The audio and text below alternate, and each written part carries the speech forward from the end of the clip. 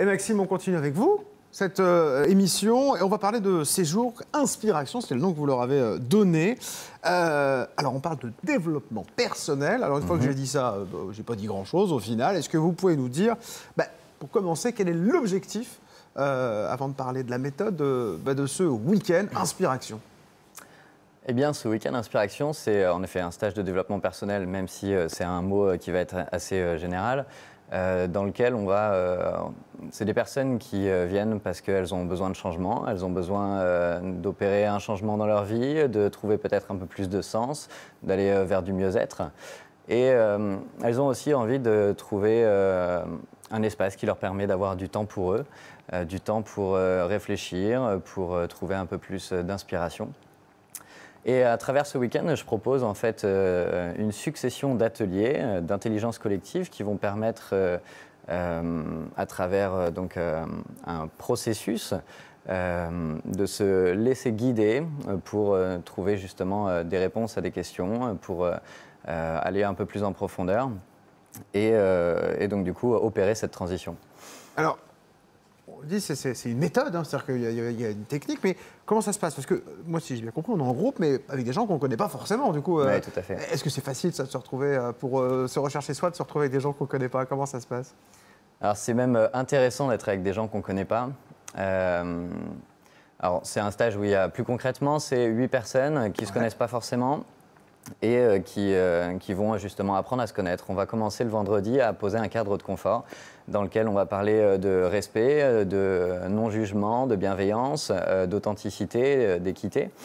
Et donc le vendredi, on apprend à se connaître, chacun exprime pourquoi il est là, qui il est, et ensuite donc on va manger ensemble, chacun dort sur place, on crée un petit peu cette bulle de bienveillance. Et le samedi, on rentre dans la première des 3 grandes phases. Oui, parce que j'ai vu qu'il y avait 3 phases, c'est 3 étapes. Introspection, visualisation et action. J'ai bien bossé, Maxime? Parfait. On est bon? Non, mais ce qui est important, c'est qu'on arrive à l'action. Hein. Ouais. Je vais pas commencer par la fin, mais l'idée quand même, c'est de nous amener à l'introspection, à visualiser, mais après, à la fin, à agir. C'est la finalité quand même de la chose. La phase qui, pour moi, est la plus importante, c'est l'introspection. C'est-à-dire que quand on veut opérer un changement, il est vraiment important de prendre ce temps à savoir déjà pourquoi on veut changer, quels sont les besoins qui ne sont pas satisfaits. Écouter les émotions qu'on a à l'intérieur qui nous disent « Oula, il y a un mal-être, il y a quelque chose qui fait que j'ai envie de changer ».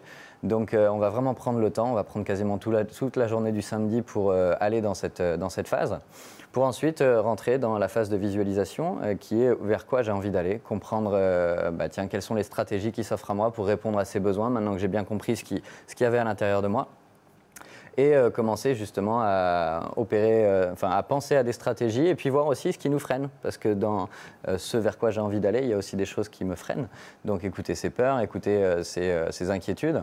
Et une fois que j'ai pris conscience de tout ça, là on va rentrer dans la phase d'action qui est commencer à énergiser mon élan, me mettre en mouvement, prendre conscience de il y a des choses en fait que j'ai besoin de lâcher. Des choses qui m'ont été utiles dans le passé, mais aujourd'hui, j'en ai plus besoin, donc j'ai besoin de lâcher ça. J'ai aussi mes valeurs qui m'ont été toujours présentes, utiles et qui sont toujours importantes pour soutenir mon projet et qui vont me permettre justement de continuer là-dedans. Et enfin, les choses que j'ai besoin de faire naître à l'intérieur de moi, que j'ai envie de voir fleurir, que j'ai envie de faire prospérer à l'intérieur de moi pour pouvoir justement avancer. J'écoute Maxime, c'est formidable. Mais on voit que c'est votre métier quand même, hein, parce que du coup, moi, je vous écoute, je dis plus rien, alors que je suis un bavard quand même absolument incroyable. Et là, je vous écoute, je vous suis, vous m'emmenez, c'est formidable. Vous savez comment faire. On repart de quoi à la fin de ce week-end, Maxime? On part avec quoi quand on vient vous voir? Qu'est-ce qu'on obtient à la fin? Avec quoi on repart comme bagage? Alors, je ne pourrais pas répondre de façon très précise parce que c'est divers en fonction des personnes. Mais généralement, les gens repartent plus confiants, avec plus de clarté, plus de légèreté à l'intérieur d'eux-mêmes. Et ils repartent aussi souvent émus et avec une nouvelle bande de copains. Oui, mais si je peux plus me poser les questions, après je suis embêté, laissez-moi. Parce que j'allais demander, est-ce que les gens restent en contact après, par exemple? Une fois qu'on s'est rencontrés comme ça sur un week-end, on le sait, les émotions, les contacts peuvent être plus forts que dans la vie classique, une fois qu'on s'isole un peu. Est-ce que du coup, les gens restent en contact après? Oui, ça me prend même beaucoup de temps. À vous, en plus, évidemment, parce que vous êtes là à chaque fois. Alors forcément, il y a des liens qui se créent. Il y a des liens qui se créent, et puis c'est aussi l'avantage de ce genre de stage, c'est que C'est un groupe, donc cette bulle de bienveillance, ça va permettre à chacun de se sentir soutenu, de se sentir en confiance. Et en fait, ils se livrent des choses qu'on n'imagine même pas. Et c'est vraiment toute la magie, justement, de ce genre de stage. Eh bien, écoutez, merci en tout cas d'être venu nous le présenter, Maxime. On a mis le site internet, évidemment, si vous avez envie de tenter l'aventure. Eh bien, bulle de bienveillance, ça fait du bien. Entendre parler, voilà, parler tant qu'il court, ça fait plutôt plaisir.